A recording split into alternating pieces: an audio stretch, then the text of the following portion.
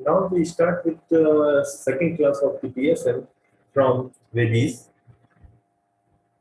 Okay, हम अलग अलग infectious disease को लेके प्रोसीड कर रहे हैं. तो next is rabies. Okay, in PSM segment. तो पीएसएम सेगमेंट से रेबीज से किस तरीके से क्वेश्चंस आते हैं वो अपने को पता होना चाहिए. और टू दी पॉइंट मैं आपको बताऊंगा बिकॉज पीएसएम एक इतना वेग सब्जेक्ट है कि हम जितने भी क्वेश्चंस चाहें इतने क्वेश्चंस डेवलप कर सकते हैं. बट जो मेनली क्वेश्चंस पूछे जाते हैं वो हमारे को पता होना चाहिए. तो पूरा रेबीज पता हो ना हो, हमारे को इसके क्या पता होना चाहिए. Two type of the strain, like एक होता है हमारा स्ट्रीट वायरस साइमल्टेनियसली आप अपने नोट्स बनाते रहिए जैसे जैसे मैं लिख रहा हूँ please. And second one is the fix virus. इसके अंदर डिफरेंस क्या रहता है. First difference is from the IP period, incubation period, and incubation period for the street virus of the rabies is 6 days to 60 days. Simply याद रखने का तरीका 6 to 60 days. In fixed virus, it is 2 days to 6 days. Okay. ये main differentiating point पूछा ही जाता है तो हमारे को पता होना चाहिए. Second segment from the rabies is rabies vaccine कब लगाना चाहिए, लास्ट कब तक लगा सकते हैं. और ये बहुत प्यारा क्वेश्चन है और कई बार पूछा गया है. रेबीज लिखिए answer. Rabies vaccine should be maximum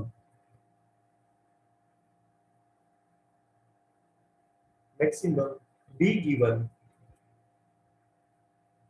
till, ये इंपॉर्टेंट टाइम लिख रहा हूँ, 6 days ऑफ एक्सपोजर. और ये कई बार क्वेश्चन पूछा गया है.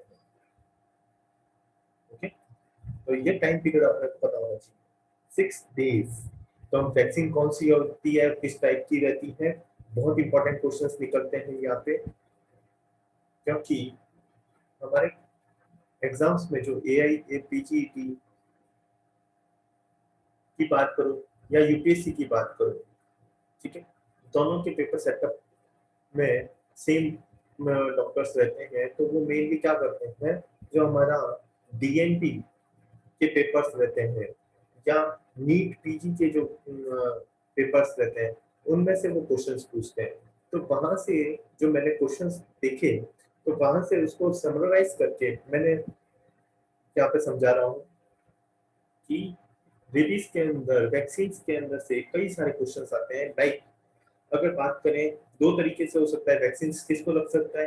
प्री एक्सपोजर किसको लगेगा, डेफिनेटली डॉग्स को लगेगा. तो डॉग्स को कौन लगाएगा, doctors of the veterinary. And इसको डोज कब लगती है, एनिमल डोज है ये 7/07/28. सेकंड होता है पोस्ट एक्सपोजर.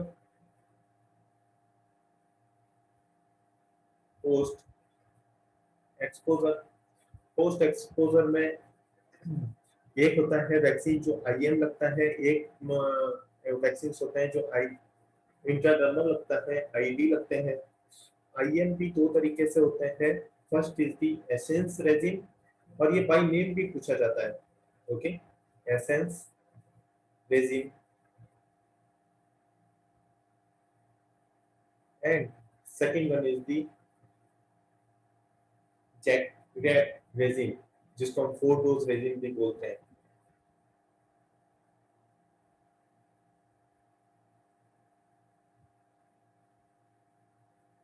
ओके, इसके अंदर जो डोज लगती है उसका टाइम पीरियड देखो, बताने को काफी सारी चीजें मैं बता सकता हूँ बट वो हमारे लिए इम्पोर्टेंट नहीं है.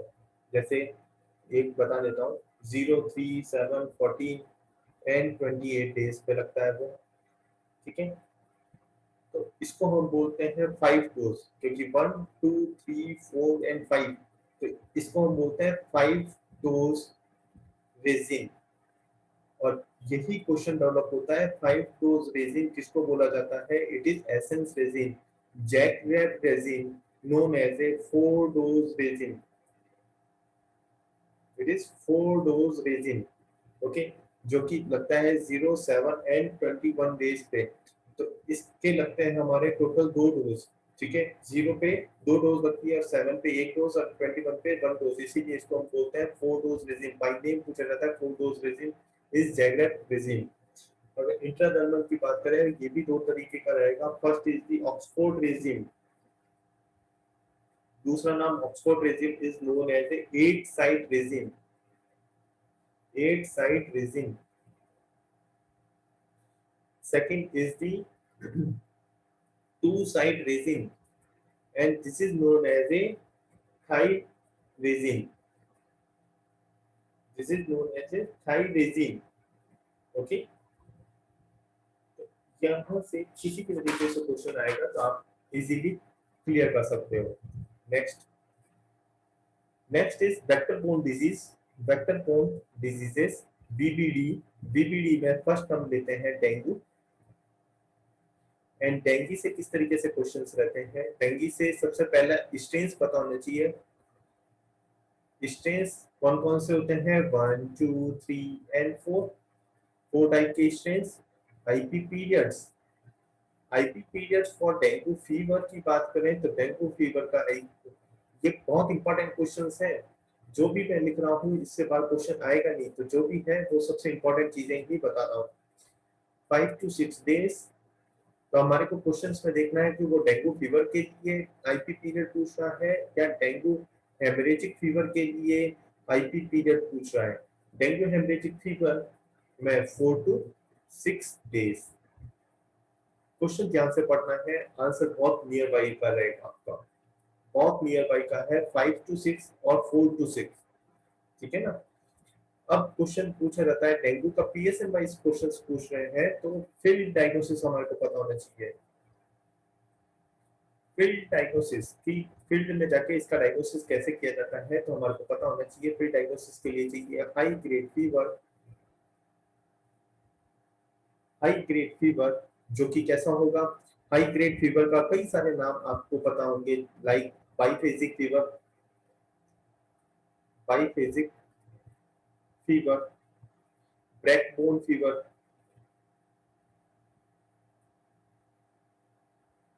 ब्रैकबोन फीवर। और कौन से नाम से जानते हो? सेटल बैक फीवर,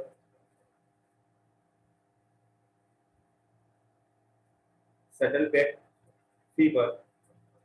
ओके, ये किसके साथ में? हाई ग्रेड फीवर के कई सारे नाम आपको पता होने चाहिए। ये कौन सा फीवर किस में देखने को मिलता है? भाई नेम पूछ ले, आंसर क्या जाना चाहिए हमारा? डेंगू ही आंसर जाना चाहिए।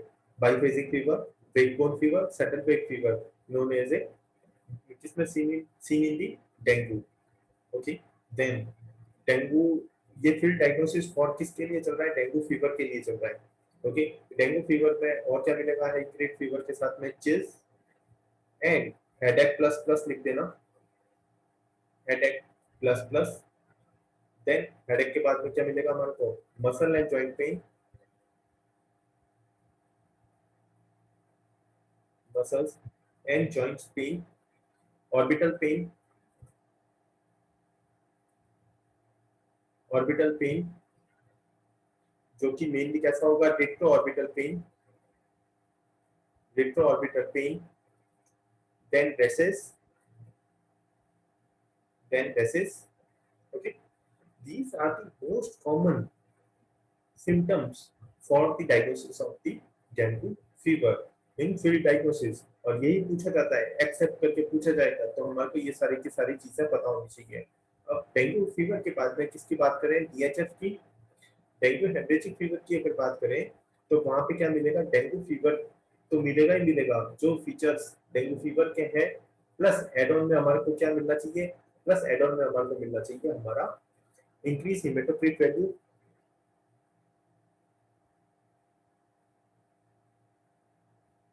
increase hematocrit values, then marked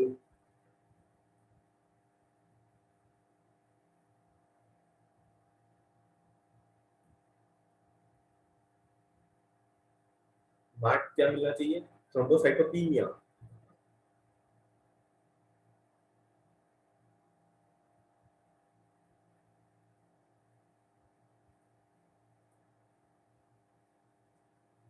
कितने से कम होना चाहिए? Less than 1 lakh, less than 1 lakh. Then हिपेटोमेगाली,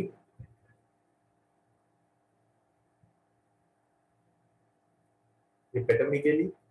then positive tourniquet test, सबसे important diagnosis for the डीएचएफ।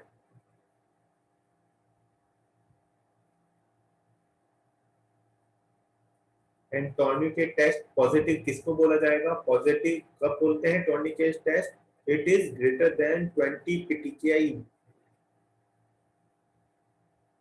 20 petechiae per square inch, per square inch पे ग्रेटर देन 20 पीटीकेआई अगर प्रेजेंट है तो इसको हम क्या बोलेंगे? Positive tourniquet test. And definite diagnosis बनता है हमारा डीएचएफ के लिए। ओके, फिर कुछ चार्ट में आपको दे देता हूँ एज ए नोट्स, ये आपके बहुत इंपॉर्टेंट काम में आएंगे। ये नोट्स बहुत इंपॉर्टेंट रहेंगे कि अगर हम पीएसएन वाइज बात कर रहे हैं तो हमारे को क्या पता होना चाहिए? Period of communicability, period of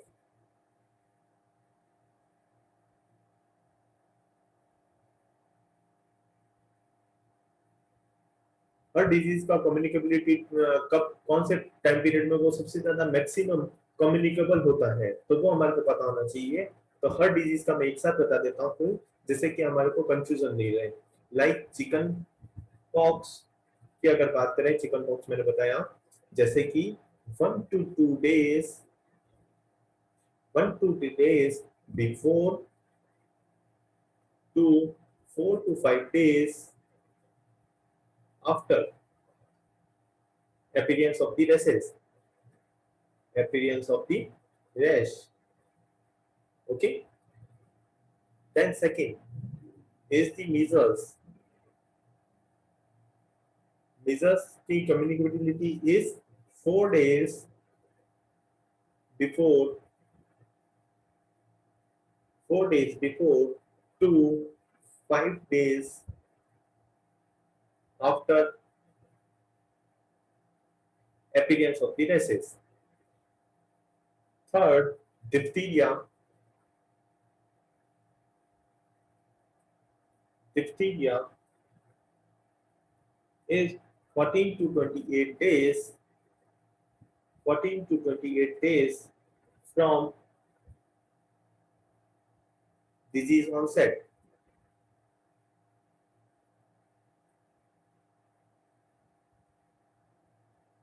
14 to 28 days from disease onset. Okay.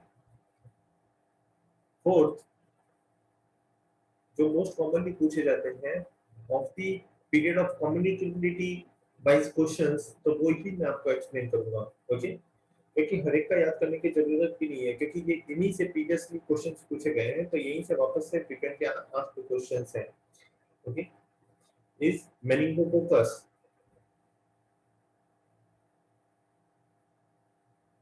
Meningococcus, meningococcus का बहुत इंपॉर्टेंट है। क्यों? It is communicability until absent from the nasal and throat, nasal and throat discharges. Okay, then fifth is poliomyelitis.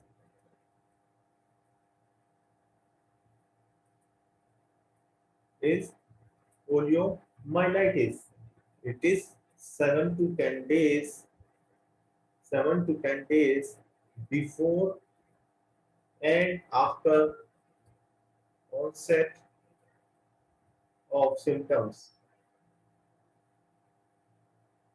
यहाँ पे symptoms है, word ध्यान से देखना। Poliomyelitis 7 to 8 days before and after onset of the symptoms. Then sixth point is hepatitis B. Hepatitis B, and hepatitis B till disappearance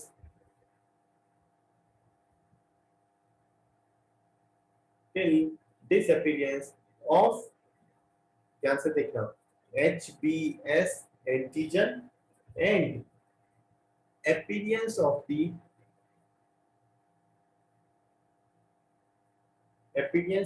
anti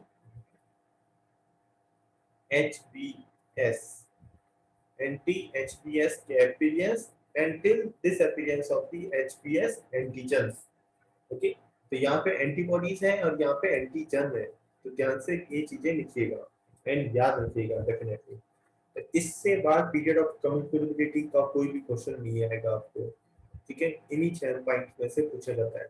next next है, अब तो हमारे पास में एक और टेबल में बताता हूँ, और वो टेबल किसकी रहेगी? फर्स्ट देखिए डिजीज, देन सेकंड लिखिए हमारा positive agent,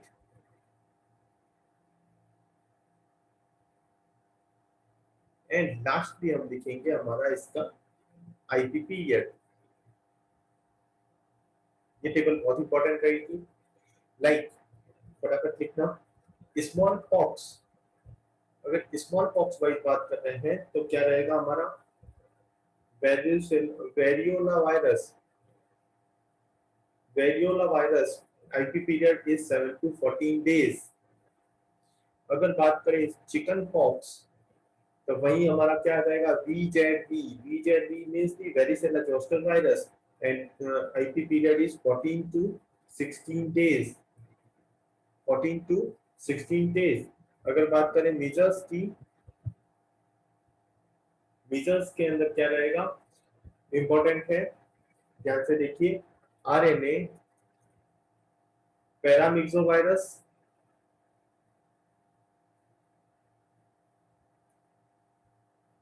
RNA paramyxovirus, and IP period is 10 to 14 days.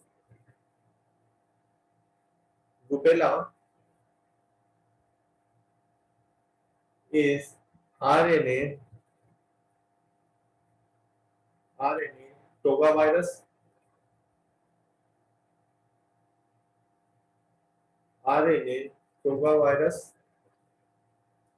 for 14 to 21 days. Then mumps is RNA myxovirus, and mumps for, just hold a second.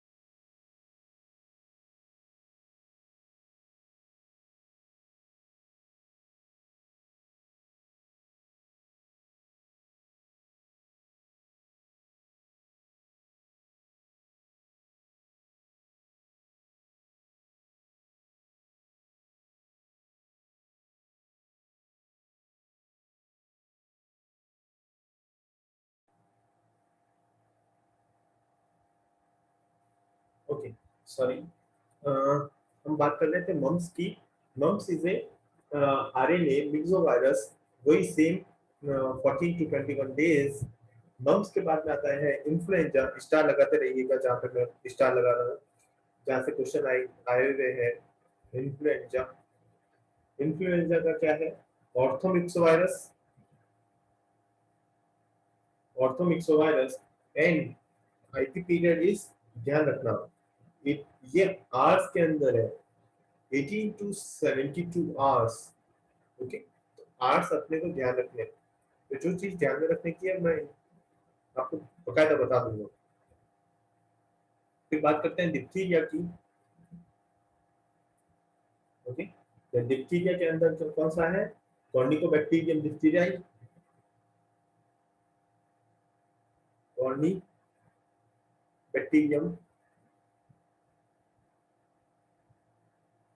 डिप्थीरियाई 2 to 6 days। Diphtheria के बाद में SARS, and SARS का तो आपको सबको पता ही है, अभी वापस से फैलने लग गया है, कौन, corona, corona virus. And IP period भी आपको पता ही है, 3 to 5 days। Then next, next में कौन कौन सी डिजीजेस हैं,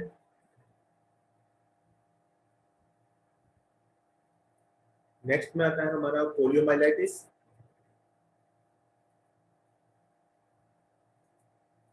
पोलियोमाइलाइटिस में क्या रहेगा, polio virus, and polio virus का कितना है, 7 to 14 days।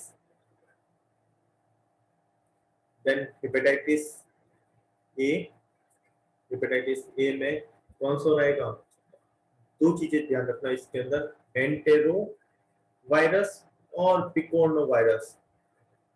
किसी भी तरीके से पिकोनो वायरस किसी भी तरीके से आए क्वेश्चन हमारे को पता होना चाहिए। And IP is 15 to 45 days, 15 to 45 days। Then hepatitis B is hepatadenovirus, hepatadenovirus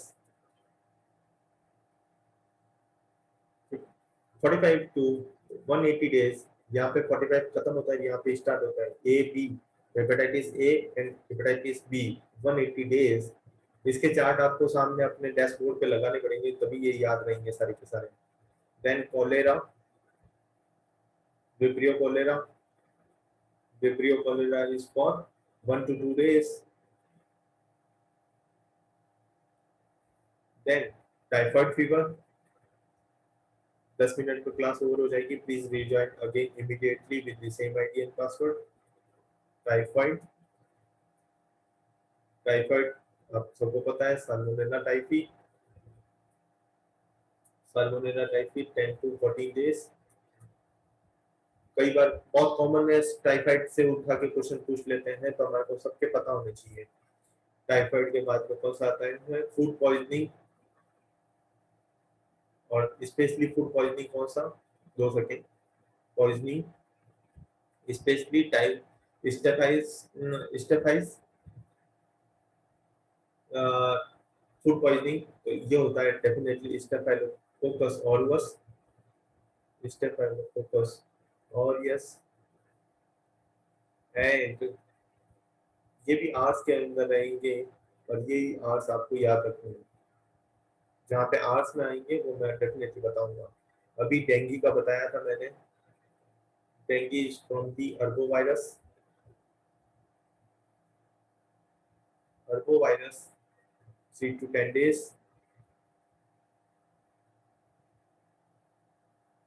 malaria most commonly जो रहता है, प्लाज्मोडियम फैल्सिपेरम, प्लाज्मोडियम फैल्सिपेरम क्या रहेगा, 9 to 14 days, 9 to 14 days। Okay, then lymphatic filariasis, lymphatic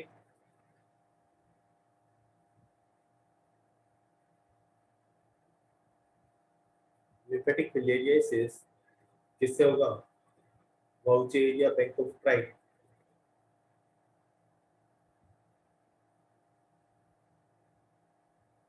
Vaucheria bancrofti. And IPs यहाँ पे month है तो ध्यान से रखिएगा, याद में 8 to 16 मंथ, तो जो चीज ध्यान में रखने की होगी वो डेफिनेटली मैं आपको पॉइंट आउट करा दूंगा।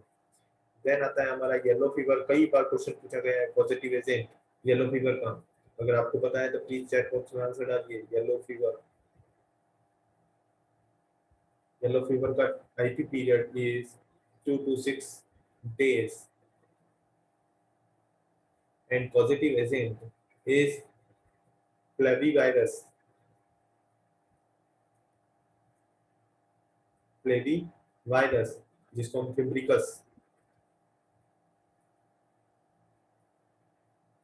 फिम्ब्रिकस, ओके। देन कई बार क्वेश्चन पूछा गया है स्क्रब टाइफस से। स्क्रब टाइफस का कई बार पॉजिटिव एजेंट पूछा गया है। स्क्रब टाइफस एजेंट पता है तो प्लीज चैट बॉक्स में आंसर डालिए। Scrub typhus IP period is 10 to 12 days. Positive agent is Rickettsia shushuganishu.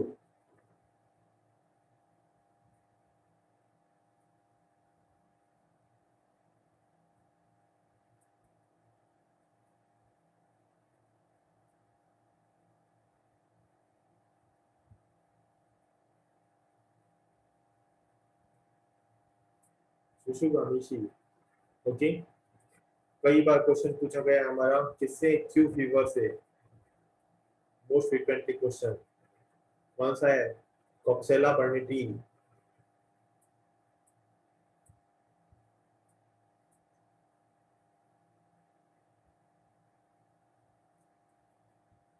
कॉक्सेला burnetii and 10 to 12 days, sorry Q fever का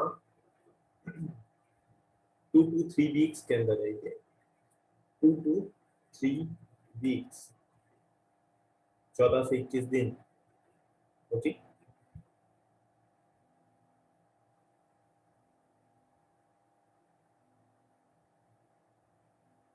just hold a second.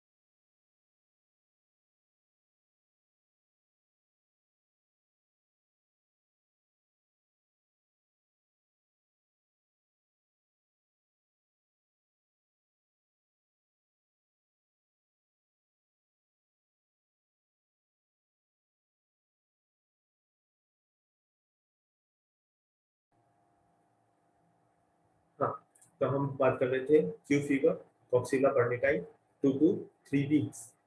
Then tetanus, tetanus is Clostridium tetani, Clostridium tetani, and Clostridium tetani is 6 to 10 days.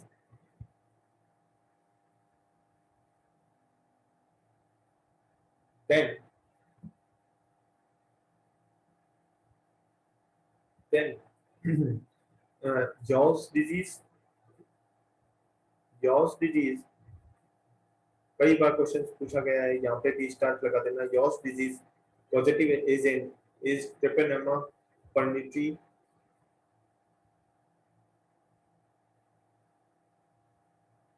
ट्रिपेनेमा pertenue and यहाँ पे भी weeks हैं, 3 to 5 weeks. Okay, HIV का आपको पता ही है, HIV खुद सेल्फ है, मंथ से लेके 10 इयर्स तक हो सकता है, तो लिखने की जरूरत नहीं है, आप लिख सकते हैं वैसे खुद ही।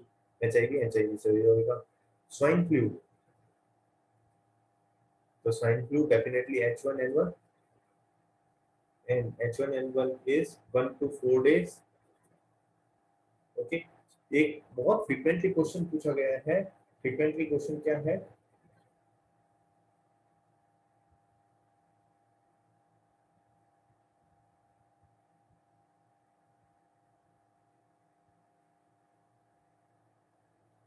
मोस्ट फ्रीक्वेंटली क्वेश्चन पूछा जाता है निफास वायरस से, निफा वायरस।